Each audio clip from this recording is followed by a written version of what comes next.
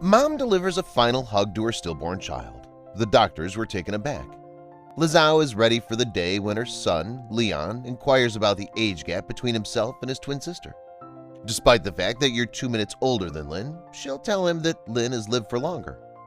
Lin died immediately after Zhao and her husband Chan learned that their twin daughters, Lin and Leon, were delivered prematurely at 27 weeks on March 25, 2010. His lifeless body was put across his mother's bare chest by nurses, allowing her to say her final goodbye. Lin, on the other hand, got up and started walking. The baby's doctor informed Zhao after 5 minutes that the baby's movements were reflexive and not suggestive of life. While his mother continued to hold him, Lin, on the other hand, opened his eyes. Li put some breast milk on her finger to make him feel more at ease. The small baby grew stronger and stronger in his mother's arms, and for the first time their final goodbye became a warm welcome. Li Zhao recounted a trendy story in 2010, despite the fact that she only had carried him inside her for 6 months, which was not long enough. She couldn't wait to meet him, to touch him, and for him to learn about them. They'd accepted the fact that they were going to lose him, and all what they ever wanted to do was make the most of those last irreplaceable moments, the pair explains. On a trending article, Chen Zhao commented they consider themselves quite fortunate. They were the most fortunate people on Earth. In addition to receiving extensive international media attention, the Zhao's story vividly showed the benefits of holding babies skin to skin on their bare bodies' chests, a method known as kangaroo care. Despite the well-documented medical benefits of skin-to-skin contact, many hospitals still discourage or refuse it.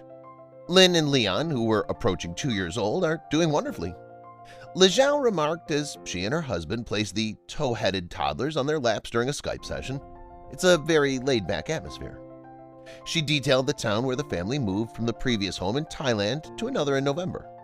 The twins' most recent checkups, according to her, found that they're developing normally. "Is it possible for you to show me where your nose is?" she stated her case. "Can you tell me where your ears are, for example?" she asked. The identical twins then pointed to the proper body parts. "Is it possible for them to show me their stomach?" When she asked, the kids obediently lifted their shirts. It's early on. Following the premature birth of the twins and Lin's subsequent resuscitation, the Zhaos determined not to go nuts over the potential difficulties linked with their children's premature birth. They'd enjoyed the children and would cross those bridges when it came to them.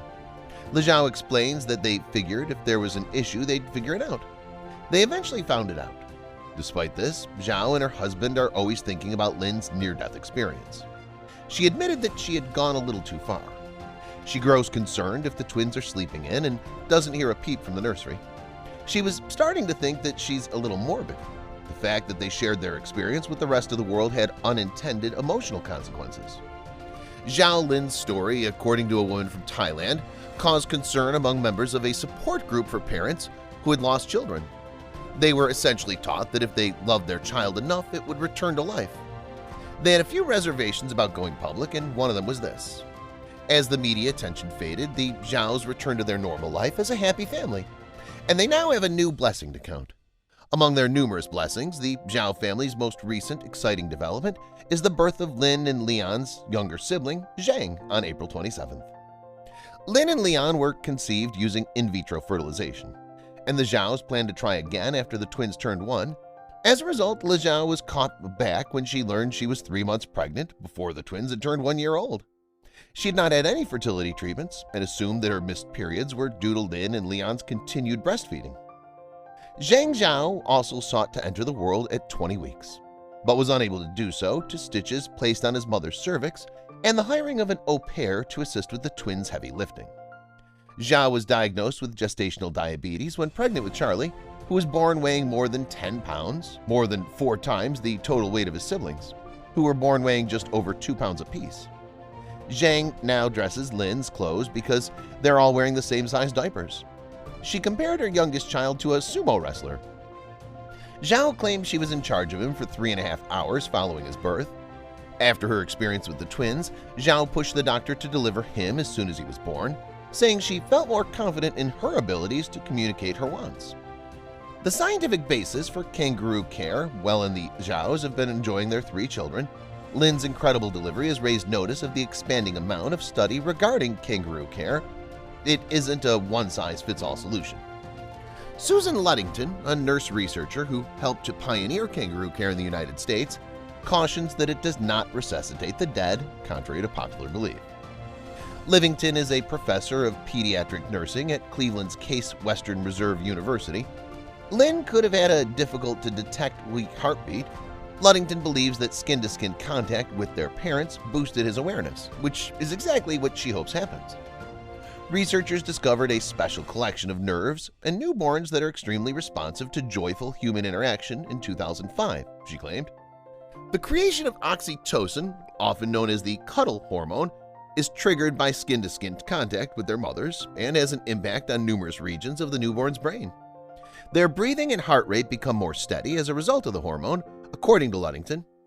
Kangaroo care can also help with the pain relief in both preterm and full-term babies. According to Celeste Johnson, director of research at the McGill University School of Nursing in Montreal, she investigated the drug's use in neonates delivered as early as 28 weeks gestation. For the time being, all newborns in Johnston's trials are held skin-to-skin with their mothers before undergoing a procedure such as a heel stick. She believes so because she believes it's unethical, and she was no longer able to conduct control groups in which there's no skin-to-skin contact. According to Johnston, the amount of time moms hold their children before the procedures makes little difference. She found that even 15 minutes of skin-to-skin contact can greatly alleviate pain. Nursing researcher Diane Spatt says the evidence for kangaroo care, which she prefers to call skin-to-skin care, is pretty overwhelming in terms of how good it is for term and preterm children. It's not that we need more research, it's just that we need to persuade people to do it. Faced with difficulties and discouragements, and despite overwhelming evidence to the contrary, the medical establishment has been hesitant to recommend skin-to-skin contact with infants.